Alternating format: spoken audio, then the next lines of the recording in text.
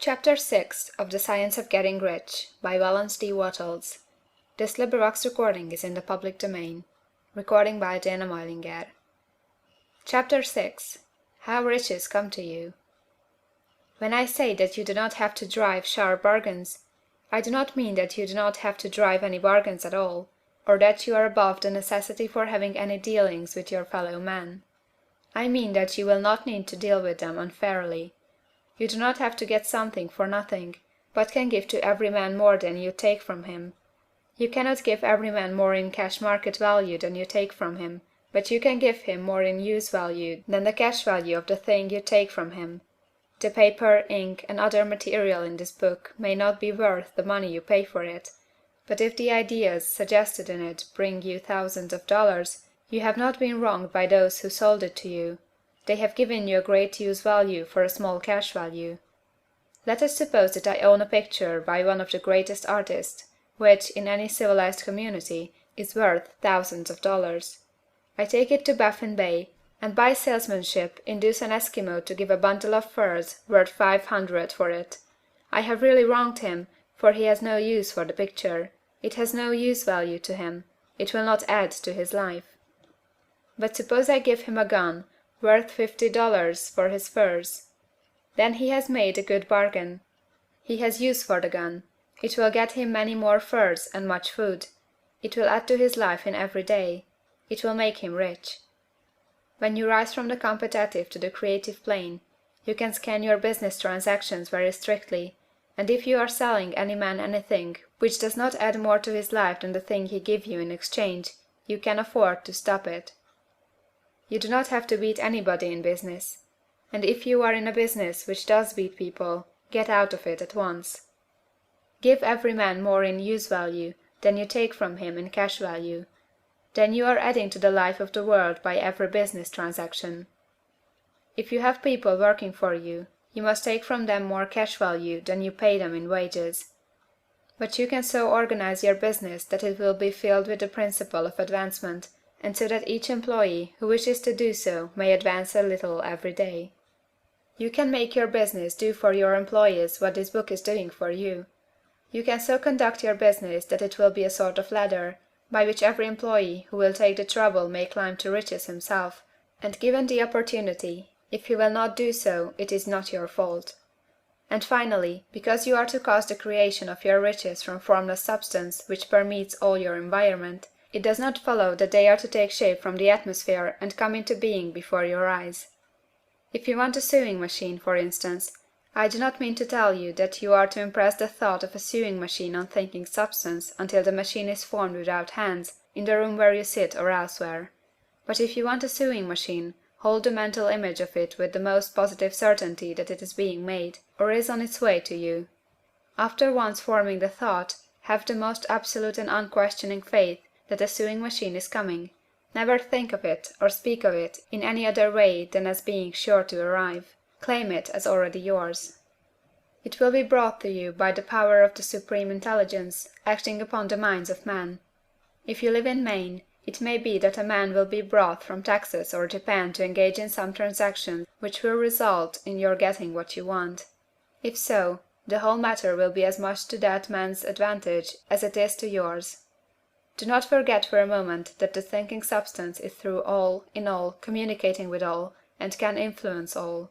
The desire of thinking substance for fuller life and better living has caused the creation of all the sewing machines already made, and it can cause the creation of millions more, and will, whenever men set it in motion by desire and faith, and by acting in a certain way.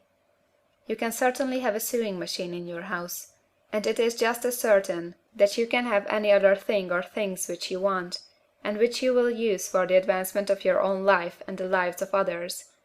You need not hesitate about asking largely. It is your Father's pleasure to give you the kingdom, said Jesus. Original substance wants to live all that is possible in you, and wants you to have all that you can or will use for the living of the most abundant life. If you fix upon your consciousness the fact that the desire you feel for the possession of riches is one with the desire of omnipotence for more complete expression, your faith becomes invincible. Once I saw a little boy sitting at a piano and vainly trying to bring harmony out of the keys. and I saw that he was grieved and provoked by his inability to play real music. I asked him the cause of this vexation, and he answered, "I can feel the music in me, but I can't make my hands go right." The music in him was the urge of original substance, containing all the possibilities of all life. All that there is of music was seeking expression through the child. God, the one substance, is trying to live and do and enjoy things through humanity. He is saying, "I want hands to build wonderful structures, to play divine harmonies, to paint glorious pictures. I want feet to run my errands, eyes to see my beauties, tongues to tell mighty truths, and to sing marvelous songs," and so on. All that there is of possibility is seeking expression through man. God wants those who can play music to have pianos and every other instrument, and to have the means to cultivate their talents to the fullest extent. He wants those who can appreciate beauty to be able to surround themselves with beautiful things. He wants those who can discern the truth to have every opportunity to travel and observe. He wants those who can appreciate dress to be beautifully clothed, and those who can appreciate good food to be luxuriously fed. He wants all these things, because it is himself that enjoys and appreciates them. It is God who wants to play, and sing, and enjoy beauty, and proclaim truth, and wear fine clothes, and eat good foods. "It is God that worketh in you to will and to do," said Paul. The desire you feel for riches is the infinite seeking to express himself in you, as he sought to find expression in the little boy at the piano. So you need not hesitate to ask largely. Your part is to focalize and express the desire to God. This is a difficult point with most people. They retain something of the old idea that poverty and self-sacrifice are pleasing to God. They look upon poverty as a part of the plan, a necessity of nature. They have the idea that God has finished his work, and made all that he can make, and that the majority of men must stay poor, because there is not enough to go around.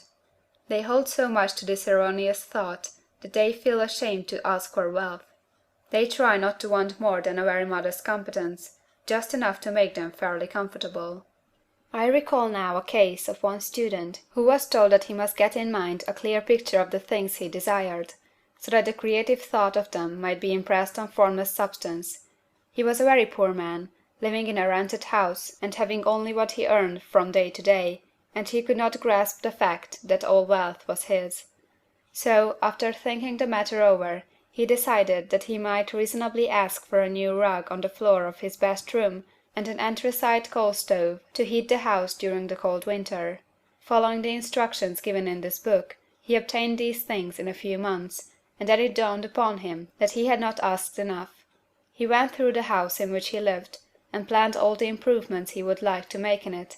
He mentally added a bay window here, a room there, until it was complete in his mind as his ideal home, and then he planned its furnishings.